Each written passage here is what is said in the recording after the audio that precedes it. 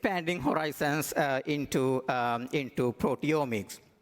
So this is the last slide of my talk in last year NCM in Boston. So I promised that in London Core in 2025, I will talk about proteomics. So keeping my promise, so I want to talk a bit more about the proteomics and what we have developed in this area.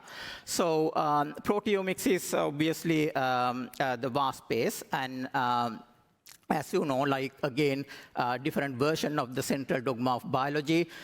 In human genome, there are about 23,000 genes, and they will tell you what could happen in your body. They transcribed into RNA. There are about 100,000 different transcript isoforms, and then they translate into proteins. And there are more than 1 million proteins in human body, with more than 400 post-translational modifications. And they will tell you what is actually happening in your body. So the functional layer of biology is protein, if the DNA is the blueprint. So the proteins will tell you the health and disease status of your body. They are the markers of gene expression and regulation, and they are the primary targets for drugs, and obviously then post-translational modifications matters. So why protein is important in different fields? Like in research, you need to understand biology to unravel disease mechanism, find novel biomarkers, and then you can use that knowledge in biopharma to discover new therapies, determine mechanisms of action, and develop diagnostic tests.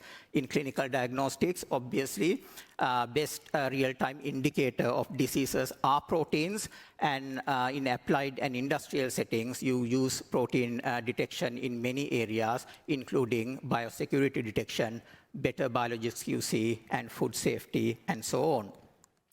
So proteomics is very challenging. Like if you think like DNA and RNA is challenging enough, welcome to proteomics. So proteomics are main, I'm listing like few challenges that we have. So one of the main challenges is the dynamic range and the sensitivity. So if you take human proteome, there are some proteins that have only like 10 copies, and some proteins, there are 10 million copies. So you need to be able to detect everything in between, and we don't have amplification for proteins like you have for DNA and RNA with PCR. And then to make things worse, there are about like more than 400 different post-translational modifications, and most methods in proteomics cannot detect these post-translational modifications accurately, or at least in sequence. And also proteomics is difficult to quantify, and the reproducibility is low, and also most of the methods available for proteomics cost is very high. So the most common method for proteomics at the moment is mass spectrometry, as you know, and all these challenges are common for mass spectrometry as well. The main challenge is actually the dynamic range. So you cannot, even the mass spec cannot detect very, very low abundant proteins. And if you go towards that range, then on the other side, the cost of mass spectrometry will go really high. So the most kind of high spec mass specs are about like more than $1 million in cost. So this is where nanopore sequencing or nanopore sensing technology comes to play. So with nanopore, obviously we have a very modular platform, and we can switch component very easily without having to redesign the entire system. So you can take the nanopore out from DNA or RNA flow cells and introduce a new nanopore in for protein. And then we also have different methods to do sample prep. So if you take mass specs out, so the other most common methods to do proteomics at the moment currently is indirect detection of proteins. What I mean by indirect is you take the protein of interest, which is shown in yellow, and then people use either antibodies or aptamers, bind to them, and then you use the binding molecule, which is mostly DNA, as the proxy to measure the presence and absence of proteins or the quantify the proteins. So the DNA is the readout. Obviously, being DNA sequencing company, we can do that as well. What we want to do is going to more direct protein analysis. So in the direct protein analysis, what we are trying to do is pass the DNA, pass the protein molecule directly through the nanopore, so you get actually the readout from the protein, not from a proxy molecule, and it provides information about post-translational modification, like we get a DNA and RNA modification in that field. So we have so we are developing two different methods to be able to do that. So one is peptide method, and the second one is full length method. So in peptide method, this is a video to show what we currently do. This is our workflow. So you take the peptide of interest and you encapture that peptide in between two DNA handles. And then we use this DNA handle with the DNA motor we currently use. So that will bring that analyte back to the nanopore. So the nanopore will read the DNA part first. So you get the DNA signal.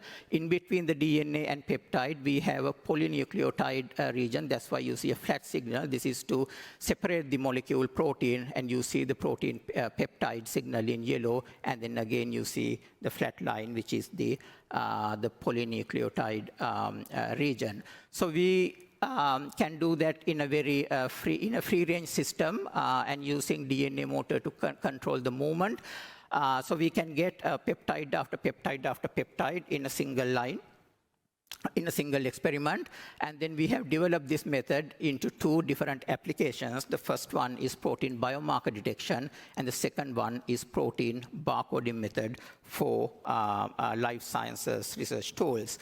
So this is to give an overview of what we are trying to do in proteomics space. This is our roadmap for full proteomics. In development, we have protein barcoding method, which can screen protein variants.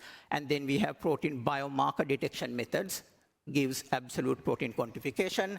And in research, we have full-length protein identification. This is from intact single molecule identification and detect protein PTMs as well.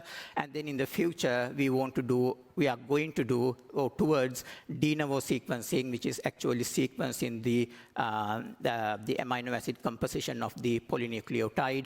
And in between, we are also working on the affinity methods to get the DNA readout from protein either by antibody or aptamers as well. So let me walk through the protein biomarker detection and quantification method first. So we are working with a company called Sienacont on this particular approach to develop this method. So in this method, so as you can see on right, we have the proteome, and then we can digest the proteome into peptides. And at this stage, we add internal standards. So internal standards are basically to quantify the relative abundance of proteins. And if you don't, and then we can take this peptide pool and we can convert that into a library, as I mentioned earlier, by capturing them in between two DNA handles, and we can read through the nanopore.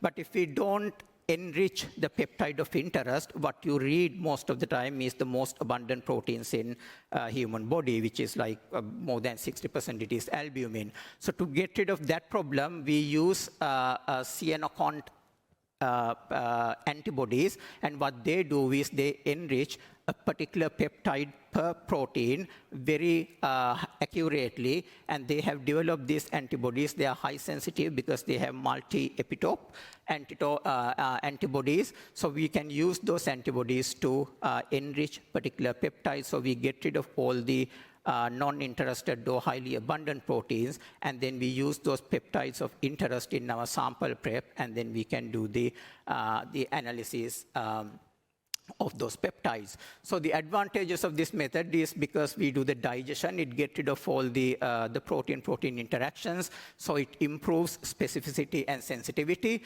And also because we add internal standards, we can do absolute quantification. So we add these internal standards in known concentrations, so we can get the actual concentration of the peptides, so the proteins in your sample, the protein of interest. Also with the internal standards and the very very specific or high sensitivity, high specificity antibodies, we can do something called stoichiometric flattening, and that will address the dynamic range problem. So in the same sample, if you have molecules of like 10 molecules or 10 million molecules, we can detect them all and get the actual quantification as well. And because we use DNA handle, we can barcode the DNA, and the nanopore we use in this particular application not only can read the peptide, but also can read the DNA to more than Q20 accuracy, which means we can barcode the DNA and we can read that barcode to multiplex protein samples. So we can barcode not only the different peptides, but we can also barcode different samples into same flow cell, which reduces the cost significantly. So, so this is one example that I'm going to show you. So we picked up 12 biomarkers from the menu of the Sienna-Cont, and these biomarkers come from oncology, cardiovascular, and inflammation panels. So then what we did was we synthetically generated peptides for those biomarkers, and we created a classification method. So in this classifier, so we can we generate data, and then we build the classifier to identify these peptides. So on the left side plot, what you see is this classification of these peptides. So as you can see, the predicted versus true correlation is really high, which means we can very accurately detect these peptides separate from each other. And we have achieved 99.4% 12-way accuracy, and all peptides above 99% accuracy. And we have also included the background peptides. This is background peptides are coming from HeLa cells, and we can not only separate peptides from each other, these 12 peptides, but we can separate them from background as well. So this is a really nice experiment to see. And more importantly, the most exciting part is the sensitivity that we can go to. So in this experiment, what I'm showing is the on x-axis actual flow cell input, and y-axis measured input. So this is done with PSA biomarker. So PSA is the main biomarker for prostate cancer. So we have synthesized this biomarker, and then we have generated the library with this biomarker, and then we purified this library to very high purity, and then we added this library into the flow cell in in known concentrations. So that's what you see on x-axis. In y-axis, what you see is what you actually read. So you can see the correlation is really, really high. So in the dotted line is y equals x, and so when we showed this data actually to mass spec specialists, and they were really surprised to see that we can go to this 100 septomolar level of detection limit. So that sensitivity is something that you don't really see. And in mass spec, you usually, even very high-end mass spec, you go towards 1 attomolar level sensitivity, and which means we are now introducing a new term into proteomics, femtomole level of sensitivity detection. So this is very exciting, and most of the mass spec specialists that we spoke to are very excited about this result as well. And so which means with this particular application, so we are showing ultra-low detection limit, which enables detection of biomarkers at a level previously unattainable, and wide dynamic range enables measurement of panels of biomarkers with wide dynamic range in complex mixtures. Ultra-high sensitivity enables more frequent monitoring of patient samples and analysis of hard-to-obtain samples. High precision means you provide absolute biomarker quantification, and multiplexing both at the biomarker level and at the sample level means you can reach unparalleled sample throughput, which lowers the cost significantly. So the second application that we are developing with this protein sensing is the protein barcoding as a life science research tool. So this is an application mainly for protein purification. So what we do is we purify proteins with barcodes intact, and then we release those barcoding tags, and then we can encapsulate those barcodes in between two DNA handles to do the library prep, and then we can read the barcode. By doing so, we can identify the protein of interest. So example use cases of this is like protein expression, relative protein abundance, protein binding. Imagine there's a situation that because we are now in AI era using all these machine learning AI tools, people design thousands and thousands of protein variants. Assume you like design like 1,000 enzymes, enzyme variants, and you need to know which mutant or which the first the top 10% of the top binders for a particular assay. So in that case, you can do these 1,000 different enzyme variants.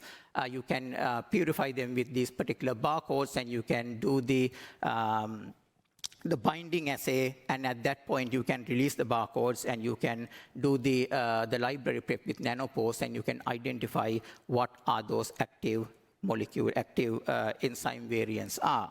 So, so we have data for that as well. So in this particular example, we have done 20 barcodes. So we synthesized 20 barcodes, and then we generated the classifier.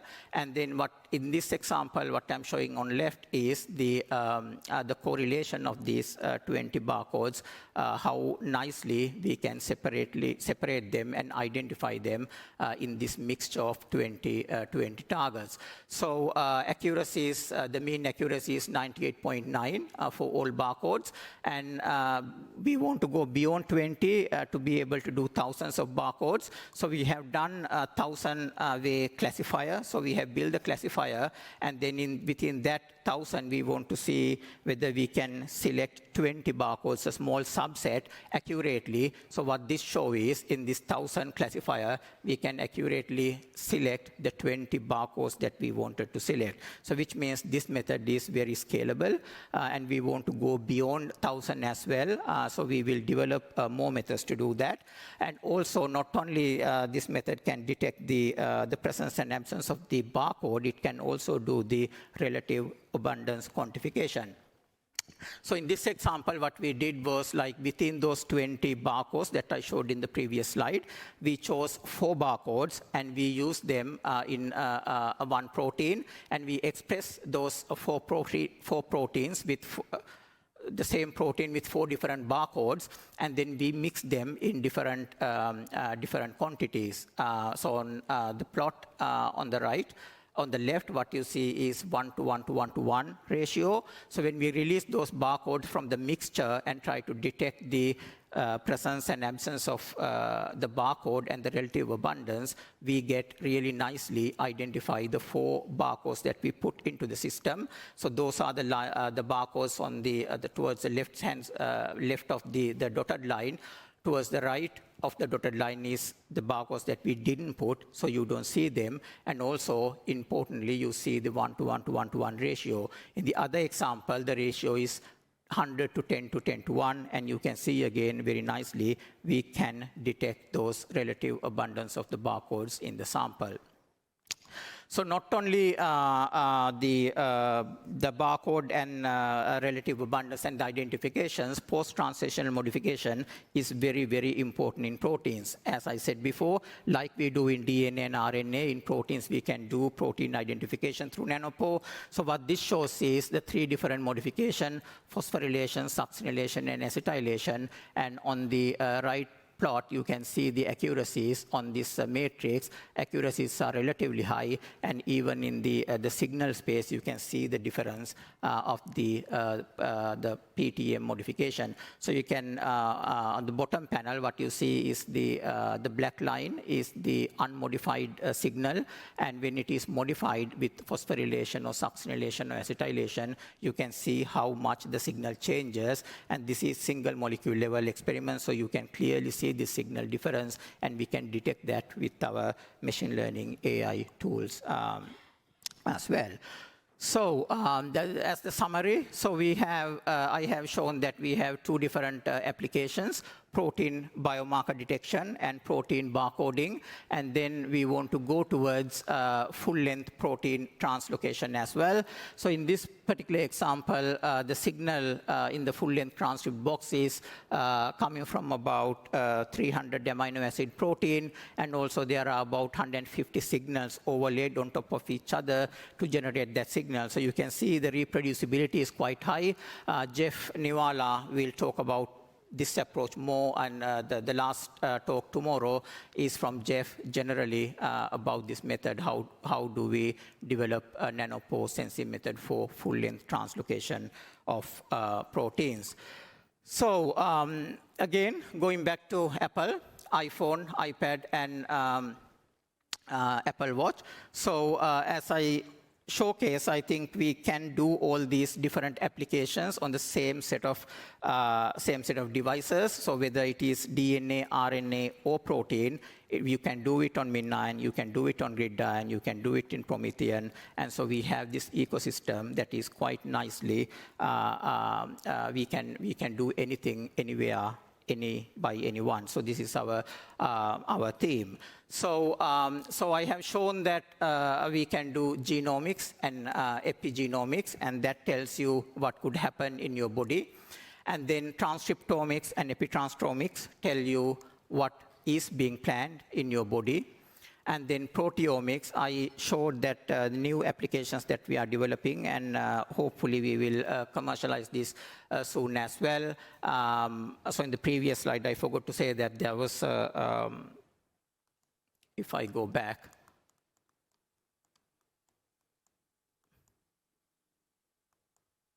so register your interest if you are interested in protein sensing applications with Oxford Nanopore. So protein early access research labs, which is Pearl now. So please do let us know if you are interested, and we are very happy to work with the community and to develop proteomic applications as well.